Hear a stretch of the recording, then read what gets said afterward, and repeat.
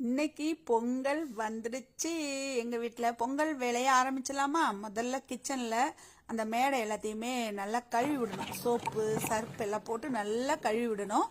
அதன் பிறகுதான் வந்து பொங்கல் வேலையை ஆரம்பிக்க போறோம். நயன்தாரா குட்டியும் நம்ம பிளாக்கியும் ரொம்ப ரொம்ப சந்தோஷமா இருக்காங்க, பொங்கல் தருவேன்னு சொல்லிட்டு. ஆனா அவங்களுக்குலாம் பொங்கல் கிடையாது. இப்ப பாத்தீங்கன்னா இந்த மேடையை நல்லா கழுவிக்கலாம். அடுப்பெல்லாம் நல்லா தொடச்சி எடுத்துக்கலாம். பாருங்க, அடுப்பெல்லாம் தொடச்சி எடுத்தாச்சு. இப்போ வந்து இந்த மேடையில் சரியான அழுக்கு இருக்குங்க.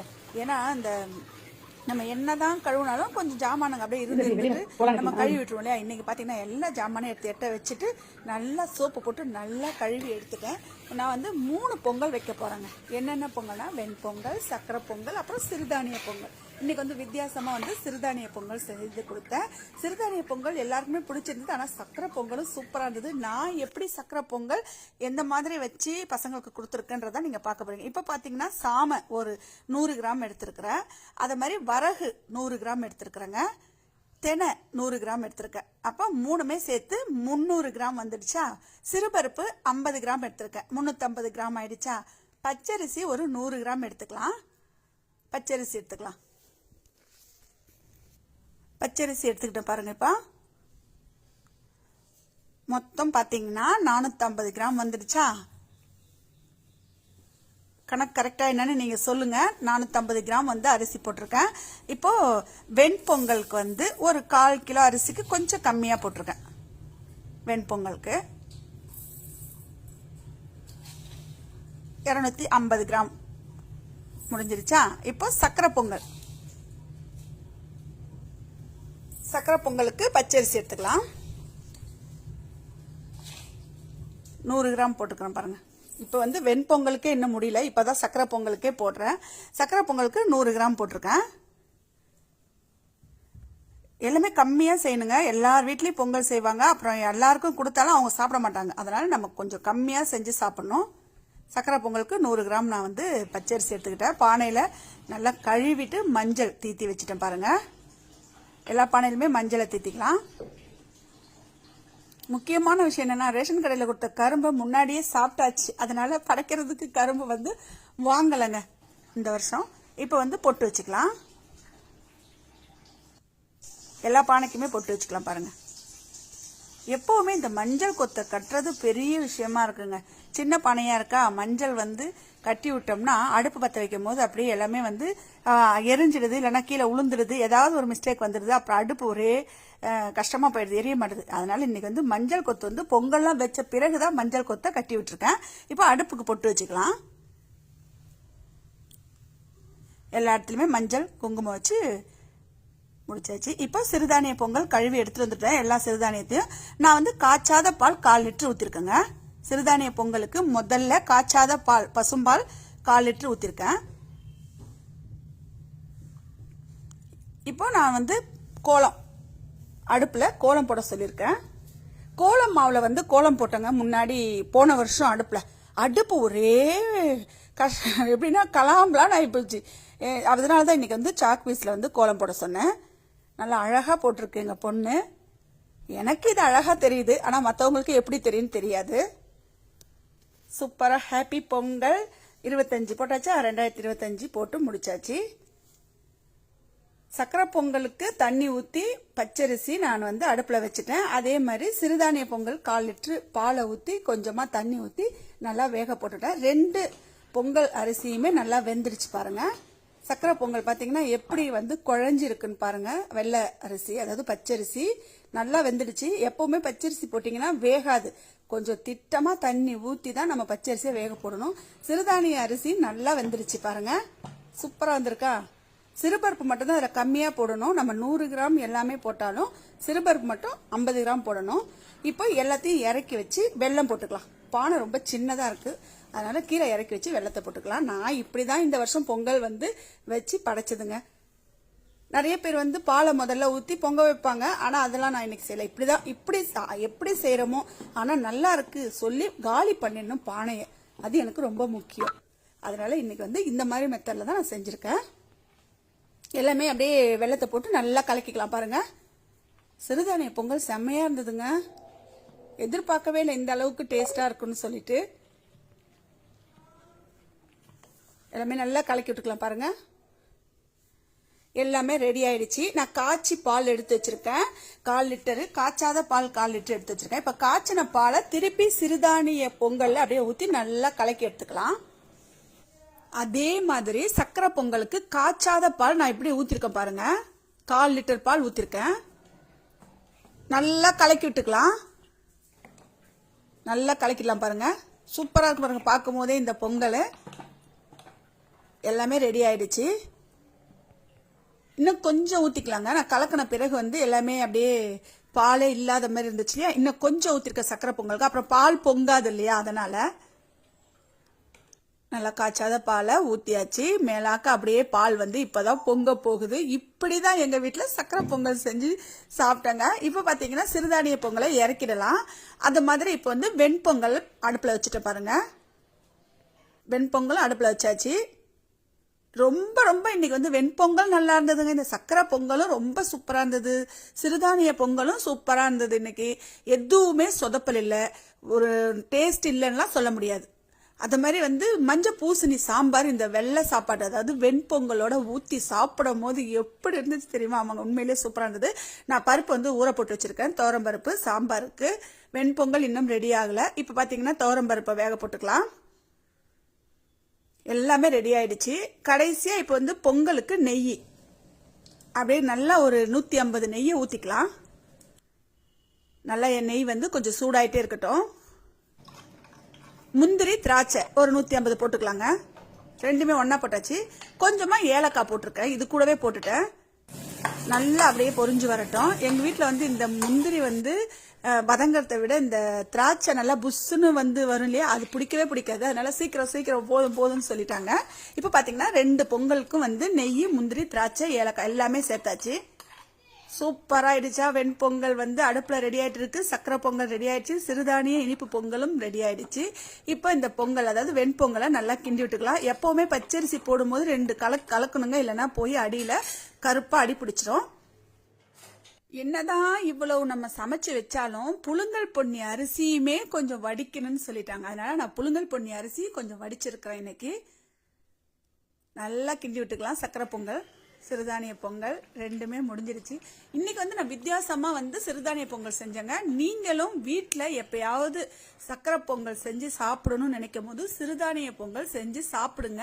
ரொம்ப ரொம்ப உடம்புக்கு சத்தான சிறுதானியத்தை நம்ம இன்னைக்கு எடுத்திருக்கோம். வீட்டுல மீதி எல்லாமே நிறைய இருக்கு. அதுவும் நான் திருப்பி சிறுதானிய பொங்கல் செஞ்சு கொடுக்கணும்னு நினைக்கிறேன். வெண்பொங்கல் செஞ்சு கொடுக்கணுங்க சிறுதானியத்துல. இப்ப பாத்தீங்கன்னா வெண்பொங்கலுக்கு காய்ச்சாத பால் கொஞ்சம் ஊத்தி நல்லா கிளறி எடுத்தாச்சு. இப்போ மஞ்சள் பூசணியை சின்ன சின்னதா கட் பண்ணிக்கலாம். சாம்பாருக்கு முக்கியமா சாம்பாருக்கு மஞ்சள் பூசணி போட்டுதாங்க இன்னைக்கு பொங்கலுக்கு சாம்பார் வைப்போம். போன வருஷம் இதே மாதிரி மஞ்சள் பூசணி போட்டு சாம்பார் வச்சோமா, சூப்பரா இருந்தது சொன்னாங்க. அதனால இந்த வருஷமும் அதுவே வாங்கிட்டு செஞ்சிருங்கம்மான்னு இந்த பசங்க சொன்னதுனால ரொம்ப ஈஸியா ஒரே ஒரு காயை போட்டு சாம்பார் வச்சாச்சு.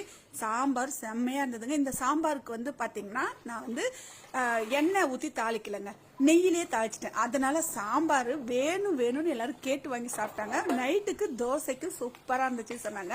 இன்னொரு நாள் இதே மாதிரியே செஞ்சு கொடுக்கணும்னு நினைச்சிட்டு இருக்கேங்க. நீங்க பொங்கல் எப்படி கொண்டாடுனீங்க? இந்த மாதிரி 3 வகை பொங்கல் செஞ்சீங்களா, இல்ல ஒரே ஒரு பொங்கல் மட்டும் செஞ்சீங்களா? வெண்பொங்கல்ல யார் இத மாதிரி சாம்பார் ஊத்தி சாப்பிட்டுருக்கீங்கன்றத சொல்லுங்க. நான் போன வருஷமும் செஞ்சேங்க, ஆனா சாப்பிடல. இந்த வருஷம் தான் இந்த வெண்பொங்கல்ல எப்படியாவது இந்த சாம்பாரை ஊத்தி சாப்பிடணும்னு நினைச்சு நான் சாப்பிட போறேன். நல்லா சுட சுட சாம்பார் ரெடியா இருக்கு. அதுவும் நெய் வாசனை தூக்கலா இருக்கு. வாங்க நீங்களும் சாப்பிடலாம். ஓரியாவுக்கும் நம்மளுடைய கருப்பனுக்கும் பசி எடுத்துருச்சு. அவங்களுக்கு என்னன்னு பாத்தீங்கன்னா இந்த வெண்பொங்கல்ல தாங்க கொஞ்சமா பால் மறுபடியும் காய்ச்சி அவங்களுக்கு இந்த வெண்பொங்கல் நாகர்கோயில் மீன் குழம்பு, இந்த மாதிரி காய்கறி எல்லாம் நல்லா அப்படியே வெட்டி போட்டு முட்டை ஆம்லேட் சூப்பரா இருந்ததுங்க. நான் இந்த நாகர்கோயில் மீன் குழம்பு இப்பதான் முதல் முறையா ட்ரை பண்றேன்லாம் இல்ல. நம்ம ஊருங்கள்ல பாத்தீங்கன்னா இந்த மீன் குழம்புக்கு ஆனோன்னு சொல்லுவோம். நம்ம எப்பயாவது மத்தி மீன், கவலை மீன்லாம் கிடைச்சா, அதாவது பொடி மீன், சின்ன மீன்லாம் கிடைச்சதுன்னா நம்ம ஊருங்கள்ல, அதாவது நம்ம வந்து வைக்கிற குழம்பு மாடல் பார்த்தீங்கன்னா ஆனோன்னு சொல்லுவோம். இதை தான் வந்து நாகர்கோயிலில் அவங்க வைக்கிற மீன் குழம்பு அப்படின்னு சொல்லியிருக்காங்க. சரி வாங்க நம்மளும் வந்து இந்த மீன் குழம்ப பேரோட வந்து இந்த ஆனத்தை நாகர்கோயில் மீன் குழம்புன்னு சொல்லி சாப்பிடலாம். இன்னைக்குன்னு ஒரு துண்டு மீன் வாங்கினேன். இப்போ வந்து இன்னைக்கு நைட்டுக்கு வந்து முறுக்கு சுட போகிறேன். அதுக்காக அரிசி உளுந்து எல்லாமே, அரிசி வந்து இட்லிக்கு, உளுந்து தான் வந்து இன்னைக்கு முறுக்குக்கு ரெடி பண்ண போகிறோம். உளுந்தை நல்லா ஊற போட்டு வேக போட்டு அதை வந்து நல்லா மிக்சிலேயோ கிரைண்டர்லேயோ அரைச்சி தான் முறுக்கு சுடணும். அது பாட்டுக்கு நல்லா ஊறிட்டு இருக்கட்டும். இப்போ நாகர்கோயில் மீன் குழம்புக்கு வெங்காயம், கொஞ்சமாக பூண்டு, கொஞ்சம் மிளகு, கொஞ்சம் ஜீரகம், இவ்வளவுதான். இதை அப்படியே எடுத்து வச்சுப்போம். அது கூட தேங்காய், அரை மூடி தேங்காய் திருவி வச்சிருக்கேன். அதையும் மிக்சியில் அப்படியே நல்லா பட்டு மாதிரி அரைச்சிக்கலாம்.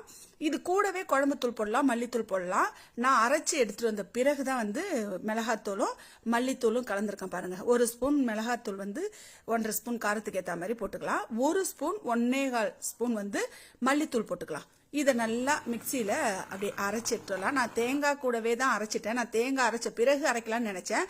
சரி எல்லாம் ஒன்றுதான்ற மாதிரி எல்லாத்தையுமே ஒன்றா அரைச்சி எடுத்து வந்து தக்காளி பழத்தை அந்த வெப்பம் இல்லையா மீன் குழம்பு அந்த சட்டியிலேயே போட்டு நம்ம அரைச்சிட்டு வந்த மசாலாவை ஊற்றி பச்சை மிளகாய் உப்பு சேர்த்து நல்லா அப்படியே கை போட்டு நல்லா அப்படியே பிசைஞ்சு தக்காளி விட்டு கலக்கி விட்டுக்கலாம். இப்போ கலக்கின பிறகு உப்புலாம் இருக்கான்னு நம்ம திட்டமாக பார்த்துக்கலாம். இது முக்கியமாக நம்ம ஊரில் வைக்கிற மீன் குழம்பு தான். திருநெல்வேலி மீன் குழம்பு, அப்புறம் மெட்ராஸ் மீன் குழம்பு, நாகப்பட்டினம் மீன் குழம்பு அப்படிலாம் சொல்லுவாங்க. அதுக்கு ஏற்ற மாதிரி இன்னைக்கு பார்த்தீங்கன்னா நாகர்கோயில் மீன் குழம்பு தான். கடைசியாக மீனை நல்லா துண்டு மீன் கிடைச்சிதா, துண்டு மீன்னா உதிராது, அதை அப்படியே கூட போட்டு புளி தண்ணியை கரைச்சி ஊற்றி முட்டை, காய்கறிக்கு முட்டை ஆம்லேட் பண்ணுறதுக்கு காய்கறியெல்லாம் வந்து சின்ன சின்னதாக நறுக்கி கொஞ்சமாக ஒரு வேக்காடு போட்டுக்கலாம். ஒரு ஆவி வர்றதுக்கு வதக்கி எடுத்துப்போம். வதக்காதவும் முட்டையை உடச்சி ஊற்றி ஆம்லேட் செஞ்சு சாப்பிடலாம். என்னதான் இருந்தாலும் பாதி வேக்காடோட நம்ம வந்து முட்டை அதில் உடச்சி ஊற்றி ஆம்லேட் செஞ்சு சாப்பிடலாம். சூப்பராக இருக்குங்க. பாதி வேக்காடா வெந்துடுச்சு காய்கறிகள். இது என்ன பண்ண போறோம்னா அப்படியே இறக்கி எட்ட வைப்போம். இப்போ மீன் வந்து அப்படியே 4 கலக்கு, அதாவது மீன் குழம்ப 4 கலக்கு கலக்கி முன்னாடி சொன்ன மாதிரி உப்பு காரம்லாம் திட்டமா இருக்கான்னு பார்த்துட்டு அடுப்பை பற்ற வச்சு நம்ம மூடியை போட்டு விட்டுடுவோம். நல்லா கொதி வந்த பிறகு தாளிக்கிறது நம்ம இஷ்டம் தான். ஆனால் நான் தாளிச்சு தாங்க சாப்பிடுவேன் எப்பவுமே. இன்னைக்கு பார்த்தீங்கன்னா நான் தாளிக்கல. நல்லா இருந்ததா அப்படின்னு கேட்டிங்கன்னா எப்பவுமே நல்லா தான் இருக்கும். மீன் குழம்புனா புது மீன் போட்டால் நல்லா இருக்கும். நான் துண்டு மீன் போட்டுட்டேன், சின்ன மீன் போட்டு தான் இன்னும் சூப்பராக இருந்திருக்கும். இப்போ காய்கறிகள் வெந்த பிறகு 3 முட்டை உடச்சி ஊற்றிருக்கேன் பாருங்க. 3 முட்டை உடச்சி ஊற்றி நல்லா அப்படியே ஸ்பூன் போட்டு நல்லா கலக்கிக்கலாம். நல்லா அப்படியே அடிச்சாதாங்க அந்த முட்டை வந்து நல்லா புஸ் புஸ்னு ஆம்லேட் வந்து ஊற்றும் போது, தோசைக்கல்ல ஊற்றும் போது நல்லா புஷ்ஷுன்னு வரும். அதுக்காக தான் நல்லா அப்படியே கலக்குன்னு கலக்கிக்கலாம். உப்புலாம் கரெக்டாக இருக்குன்னு பார்த்தோம். பச்சை மிளகாய் போட்டாச்சு. நமக்கு தேவைன்னா வெறும் மிளகாத்தூள் போட்டுக்கலாம், மிளகுத்தூள் போட்டுக்கலாம். ஆனால் இன்னைக்கு நான் எதுவுமே போடலை. வெறும் பச்சை மிளகாய், வெங்காயம், கேரட்டு, பீன்ஸு, குடமிளகாய் இது தாங்க போட்டிருக்கேன். குழம்பு நல்லா கொதிச்சிடுச்சு பாருங்க. நல்லா தலைன்னு கொதிச்சிடுச்சா, இறக்க போகிற நேரத்தில் கருவேப்பிலைய போட்டுக்கலாம். சோறு நல்லா கொதிக்குது. 2 கிளறி விட்டுக்கலாம். சோறை நல்லா அப்படியே கிளறி விட்டுக்கலாம். புழுங்கல் பொன்னியாக இருக்கிறதுனால கொஞ்சம் லேட் ஆகும் வேகிறதுக்கு. நிறைய பேர் கேட்குறாங்க நிறப்பாத்து வடிப்பீங்களா நீங்கள் சில்வர் சட்டியில் வைக்கிறதுனாலன்னு கேட்குறாங்க. நாங்கள் நிறப்பாத்துலாம் வைக்க மாட்டோங்க. அது அடுப்புல இருந்து இறக்கி வடிகட்டி தான் சாப்பிடுவோம். இப்போ முட்டை வந்து ரெடி பண்ணிட்டேன். தோசைக்கல் வச்சு முட்டை ஆம்லேட் போட வேண்டியதான். நல்லா எல்லாமே வேலை முடிஞ்சிருச்சு. இன்னைக்கு மதியம் வந்து ஓரியோவுக்கும் கருப்பனுக்கும் வந்து என்னன்னு பார்த்தீங்கன்னா இதில் உள்ள மீன் ஒரு துண்டு, முட்டை, இது 2 தான் பிசைஞ்சு வைக்கணும். குழம்பு வந்து நல்லா கொதிச்சிருச்சு. அடுப்பு ஆஃப் பண்ணிடலாம்னு நினைக்கிறேன். சோறும் வெந்துடுச்சு, வடிச்சிடலாம். இப்போ சோறு நல்லா வெந்துடுச்சு, அடுப்பு ஆஃப் பண்ணிடுவோம். இந்த மாதிரி மீன் குழம்பு வந்து ரொம்ப ரொம்ப எங்களுக்கு பிடிக்குங்க. எப்பயாவது தான் வைப்போம் நம்ம இந்த மீன் குழம்புலாம், அடிக்கடிலாம் வைக்க மாட்டோம். கருப்பன் பாருங்க எங்க படுத்திருக்காரு பாருங்க. கீழே படுத்துக்கிட்டு அழகா மீன் குழம்ப ரசிச்சுக்கிட்டு இருக்கிறாரு. ஏண்டி தங்கம், உங்க அம்மா மாதிரி ஆயிட்டியா நீ? உங்க அம்மா மாதிரி ஆயிட்டியா நீ? பாத்தீங்களா, இவர் எங்க தான் இருக்கிறாருன்னே தெரிய மாட்டேது. கருப்பா ஒரு வண்டு மாதிரி இருக்கிறாரு. அவர் வாயை திறந்தாதான் அவர் வந்து இருக்கிற இடமே தெரியுது. இப்போ முட்டை நல்லா கலக்கியாச்சு. தோசைகள் சூடாயிடுச்சு. நம்ம ஒரு கரண்டியை எடுத்து ஊற்றிக்கலாம். கொஞ்சம் பெரிய கரண்டி போட்டிருக்கலான்னு நினைக்கிறேன். நான் அடுத்தது வந்து பெரிய கரண்டியால் தான் நான் ஊற்ற போகிறேன். சின்ன கரண்டி வந்து ரொம்ப மெல்லிஸாக இருக்குது ஆம்லேட்டு. எல்லாத்துலேயுமே ஊற்றி வச்சு பாருங்கள். சின்ன சின்னதாக இருந்தால் சைஸாக இருக்கும், ஆளுக்கு ஒன்று கொடுக்கலாம். ஒரே தோசைக்கல்லில் ஊற்றினோம்னா ஆளுக்கு புட்டு சாப்பிடணும். அதனால் இதுன்னா ஆளுக்கு 1 2ன்னு கரெக்டாக கொடுத்துடலாம் இல்லையா. அதனால் 3 முட்டை தான் போட்டேன். கடைசியில் இந்த தோசைக்கல்லில், சின்ன தோசைக்கல்லில் பார்த்தீங்கன்னா கிட்டத்தட்ட வந்து ஒரு 6 7 தோசை தான் வந்துச்சு. திருப்பி போட்டுக்கலாம். எல்லாமே திருப்பி போட்டாச்சு. கொஞ்ச நேரத்துலேயே வெந்துடும், எடுத்து வச்சுருவோம். இப்போ ஒரு பெரிய கரண்டி போட்டு ஊற்றிக்கலாம். ரொம்ப மெல்லிசாக இருந்தால் பிடிக்காது சாப்பிட்றதுக்கு. இப்போ பார்த்தீங்கன்னா நான் பெரிய கரண்டியால் ஒரு கரண்டி ஊற்றினா அழகாக நல்லா அப்படியே மொத்தமாக இருக்கு பாருங்கள். இப்போ பார்த்தீங்கன்னா அந்த சின்ன கரண்டியாக இருந்தால் இன்னும் 3 ஊற்றலாம் போல். பெரிய கரண்டியாக இருக்கிறதுனால 3 தான் வந்திருக்குது. அவ்வளோதான், முடிஞ்சு போச்சு. எல்லாத்தையும் ஊற்றியாச்சு. கொஞ்சமாக எண்ணெய் ஊற்றிக்கலாம். எண்ணெய் ஊற்றாமலே இருக்கலாம், கொஞ்சமாக லைட்டாக ஊற்றிருக்கேன். காய்கறி ஆம்லேட் யாருக்கெல்லாம் பிடிக்குன்னு சொல்லுங்கள். எங்கள் வீட்டில் எல்லாருக்குமே ரொம்ப பிடிக்கும். அவ்வளோதான், திருப்பி போட்டாச்சு.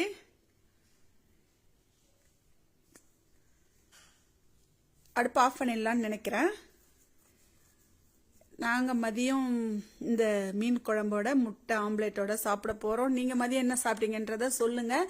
ஓரியோவுக்கும் கருப்பனுக்கும் பசி எடுத்துடுச்சு, பக்கத்தில் உட்காந்துட்டே இருக்காங்க. முட்டை கொடுக்கலான்னு பார்த்தேன். சரி, காய்கறிலாம் இருக்குது, அதனால் கொஞ்சமாக அவருக்கு கொடுத்துட்டு மீன் குழம்பு வச்சு அவனுக்கு சாப்பாடு கொடுத்துட்டோம். நாங்களும் சாப்பிட போகிறோங்க. நீங்களும் வாங்க, எல்லாரும் மதியத்துக்கு மீன் குழம்போட முட்டை ஆம்லேட்டோட சாப்பிடலாம். மீன் குழம்பு நாகர்கோவில் மீன் குழம்பா இல்லை நம்ம ஊர் ஆனமான்னு சொல்லுங்க. முறுக்கு தாங்க சுட்டு கொடுத்துருக்கேன். அது என்ன மாதிரி முறுக்குன்னு பார்த்தீங்கன்னா ரொம்ப டிஃப்ரெண்ட்டாக வந்து செஞ்சுருக்கோம். ஏன்னா நம்ம வந்து எப்போவுமே முறுக்கு மாவு வந்து மிஷினில் கொடுத்து அரைப்போம். நம்ம கிரைண்டர்லேயே வந்து அதுவும் உளுந்த வேக போட்டு, அதுக்கு முன்னாடி உளுந்த நல்லா ஊற போட்டு, ஊறின பிறகு இட்லி பாத்திரத்தில் வேக போட்டு அதை கிரைண்டர்லேயோ இல்லை மிக்சிலேயோ அரைச்சி பச்சரிசி மாவு, அதாவது 1/4 கிலோ உளுந்துக்கு 1 கிலோ பச்சரிசி மாவு நம்ம இடியாப்பத்துக்கு அரைச்சி வச்சிருப்போம் இல்லையா, அந்த மாவோட சேர்த்து முறுக்கு சுட்டு சாப்பிட்டா எப்படி இருக்கும் தெரியுமா? ஆமாங்க, அப்படிதான் இருந்துச்சு இன்னைக்கு. எப்படின்னா இந்த முறுக்கு அப்படியே வெள்ளை வெள்ளைன்னு அப்படியே தேங்காய் பால் முறுக்கு மாதிரி சூப்பராக இருந்தது. அப்படியே இந்த முறுக்கு சாப்பிடும் போது கொஞ்சம் வந்து இனிப்பு தன்மையாக இருந்துச்சு. அது எப்படின்னா இந்த உளுந்தோடைய வேக போட்ட உளுந்து வந்து நல்லா இனிக்கிற மாதிரி இருந்துச்சுங்க. அதை வச்சு தான் நான் சொல்கிறேன். கருப்பன் வந்து என்னமா பண்ணுறாங்க, முறுக்கு சுட போகிறீங்களா அப்படின்ற மாதிரி அவன் என்ன கேட்டுட்டு இருக்கான். அதை மாதிரி நான் முதல்ல போட்ட வீடியோவில் இட்லிக்கும் இந்த முறுக்கு சுடுறதுக்கும் உளுந்து ஊற போட்டு வச்சுருந்தேன். அதாவது இட்லி மாவு அரைக்கிறதுக்கு அரிசி, உளுந்து, இந்த முறுக்கு சுடுறதுக்கு உளுந்து ஊற போட்டு வச்சிருந்தேன் இல்லையா. இப்போ இந்த உளுந்த முதல்ல வேக போட்டுக்கலாம். ஊறுன உளுந்த இட்லி சட்டியில் வச்சு வேக போட்டுப்போம். பிறகு வந்து கிரைண்டரில் இட்லி மாவு அரைக்கிறதுக்கு முதல்ல நான் உளுந்து போட்டிருக்கேன். நல்லா பஞ்சு மாதிரி உளுந்து அரைச்சி இட்லி மாவுக்கு ரெடி பண்ணிட்டு இருக்கேன். இப்போ பார்த்தீங்கன்னா பச்சரிசி மாவு இடியாப்பத்துக்கு நம்ம வீட்டில் அரைச்சி வச்சிருக்க இடியாப்ப மாவை நான் 1 கிலோ எடுத்திருக்கேன். 1/4 கிலோ உளுந்து வந்து அடுப்பில் இட்லி சட்டியில் ஊற வச்ச உளுந்து, முக்கியமாக சொல்கிறேன், ஊற வச்ச உளுந்து வந்து இட்லி சட்டியில் வெந்துக்கிட்டு இருக்கு. இந்த வெந்த உளுந்தை வந்து நல்லா ஆற போட்டு தான் அரைக்க போகிறோம். இப்போ பார்த்தீங்கன்னா வெந்திருக்கான்னு எடுத்து 2 வாயில் எடுத்து போட்டால் சூப்பராக வெந்துடுச்சு. அதுவும் ரொம்ப நல்லா இருக்குங்க. இந்த நம்ம கடலெல்லாம் சாப்பிடுவோம்ல, அதே மாதிரியே இருக்குது. டேஸ்ட்டாக இருந்துச்சு, நல்லா இருந்துச்சு. எனக்கு நம்ப முடியல. சரி, எப்படி இருக்குன்னு நினச்சேன். உண்மையிலே நல்லா இருந்துச்சு. இப்போ நல்லா ஆறிடுச்சு பாருங்கள். அப்படியே அந்த சூடெல்லாம் போயிடுச்சு. சூடு போன பிறகு தான் இதை கிரைண்டரில் நம்ம வந்து அரைக்கணும். அதுக்கு முன்னாடி வந்து இட்லிக்கு அரைச்ச உளுந்தை முதல்ல நான் எப்போவுமே கிரைண்டர் கழுவுனா முன்னாடி போகிறது வந்து முதல்ல உளுந்து தாங்க போட்டு அரைச்சி எடுத்து வைப்பேன். பிறகு தான் வந்து நான் வந்து அரிசி போடுவேன். அப்போ தான் முன்னாடி உளுந்து போட்டால் தான் சூப்பராக கிளம்பி வரும். அதனால தான் இப்போ நான் அரிசியை போட்டாச்சு, உளுந்தை வலிச்சு எடுத்தாச்சு. அரிசி இட்லிக்கு போட்ட அரிசியும் உளுந்தும் 2ம் சூப்பராக வந்து அரைச்சி முடிச்சாச்சு. பிறகு என்னன்னு பார்த்தீங்கன்னா பச்சரிசி ஊற போட்டு வச்சுருக்காங்க. எதுக்கு அப்படின்னு பார்த்தீங்கன்னா உப்பு கொழுக்கட்டை சுட்டு சாப்பிடணும் போல் இருந்துச்சுங்க.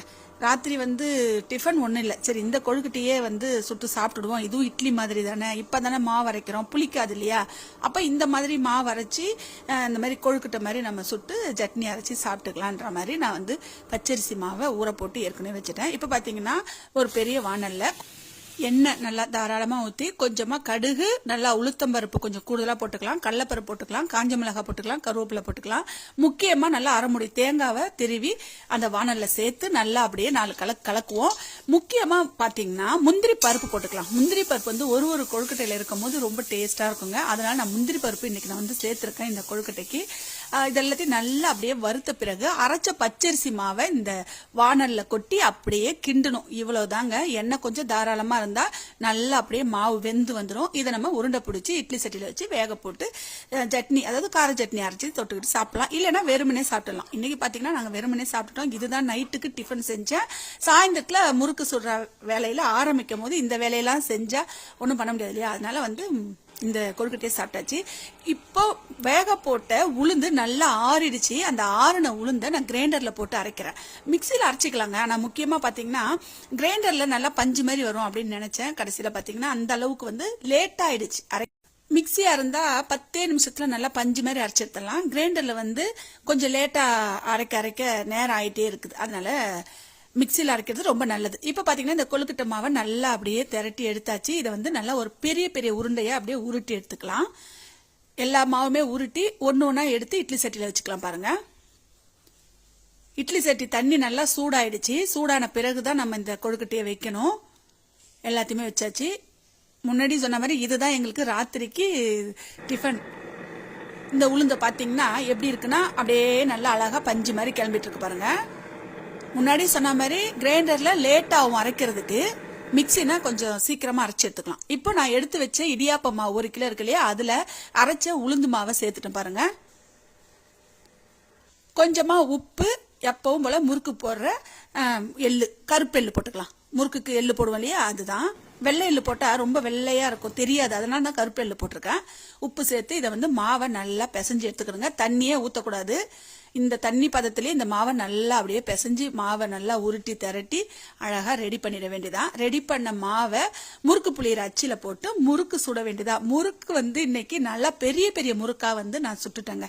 ஏன்னா நின்னுகிட்டு ரொம்ப கால் வலிக்க சுட்டுக்கிட்டு இருக்கிறத பெருசா நல்லா சுட்டு போட்டுட்டா ஈஸியா வேலை முடிஞ்சிடும்னு சொல்லிட்டு நான் பெரிய முறுக்கா போட்டுட்டேன்.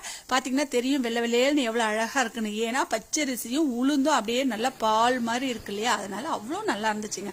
இப்போ முறுக்கு பார்த்தீங்களா, நல்லா ஈனாவை நல்லா பெருசாக கைக்கு வந்த சைஸுக்கு ஊற்றி எடுத்து வச்சிருக்கிறேன். எண்ணெயில் முறுக்கு வந்து ரெடி ஆகிட்டு இருக்கு. அது எடுத்த பிறகு தான் வந்து இந்த முறுக்கை நம்ம போடணும். இப்போ வந்து முறுக்கு டேஸ்ட்டு எப்படி இருந்துச்சு அப்படின்னு நீங்கள் எல்லாரும் நினைக்காதீங்க. சூப்பராக இருந்துச்சுங்க முறுக்கு. நீங்களும் ஒரு முறை இந்த மாதிரி இடியாப்பமா வீட்டில் இருந்துச்சுன்னா உளுந்து இட்லிக்கு அரைக்கிறோம் இல்லையா, அதே உளுந்தை கூட நீங்கள் எடுத்து போட்டு கூட சுட்டு பார்க்கலாம். ஆனால் வேக போட்டு சுட்டு சாப்பிடும் போது இனிப்பு தன்மையாக இருக்கும். நம்ம வந்து பச்சையாவே அந்த உளுந்தை வந்து நம்ம கிரைண்டர்ல அரைச்சி சுட்டு சாப்பிட்டா எப்படி இருக்குன்னு எனக்கு உண்மையிலே தெரியாதுங்க. அதை இன்னொரு நாள் வந்து நம்ம ட்ரை பண்ணுவோம். எதையுமே விடுற மாதிரி இல்லை, எது நல்லா இருக்கு எது நல்லா இல்லை அப்படின்றத நம்ம பார்க்க போறோம். இன்னைக்கு நம்ம வேக போட்ட உளுந்துல இந்த முறுக்கு வந்து சூப்பரா இருந்ததுங்க. நீங்க நான் முன்னாடி சொன்ன மாதிரி ட்ரை பண்ணுங்க. ட்ரை பண்ணி பார்த்துட்டு சொல்லுங்க. என்னடா தீபாவளி எல்லாம் போயிடுச்சு, இப்ப போய் முறுக்கு சுட்டுக்கிட்டு இருக்காங்களா அப்படின்னு நீங்க நினைக்காதீங்க. வீட்டுல வந்து நம்ம பசங்களுக்கு ஒண்ணுமே நம்ம வாங்கி தரலன்னா வீட்டுல இருக்க பொருளை வச்சே ஏதாவது ஒண்ணு செஞ்சு கொடுக்கணும். அத மாதிரி தாங்க நான் வந்து வீட்டுல அதாவது தின்ற பொருள் ஏதாவது தீர்ந்து போச்சுன்னா நான் இந்த மாதிரி ஐட்டத்தை செஞ்சிடுவேன் எங்க பசங்களுக்கு. பசங்களும் சொன்னாங்க அம்மா சூப்பரா இருக்குமான்னு சொன்னாங்க. நானும் சாப்பிட்டு பார்த்தாங்க. நம்ம வீட்டில் வந்து சாம்பார், காரக்குழம்பு இந்த மாதிரி வச்சோம்னா தொட்டுக்கையே இல்லைன்னா இந்த ஒரு முறுக்கு எடுத்து தொட்டுட்டு சாப்பிடலாம் இல்லையா. அதனால தான் நான் வந்து இந்த முறுக்கு வந்து விரும்பி நான் சுட்டு கொடுக்கறதுங்க எல்லாருக்குமே.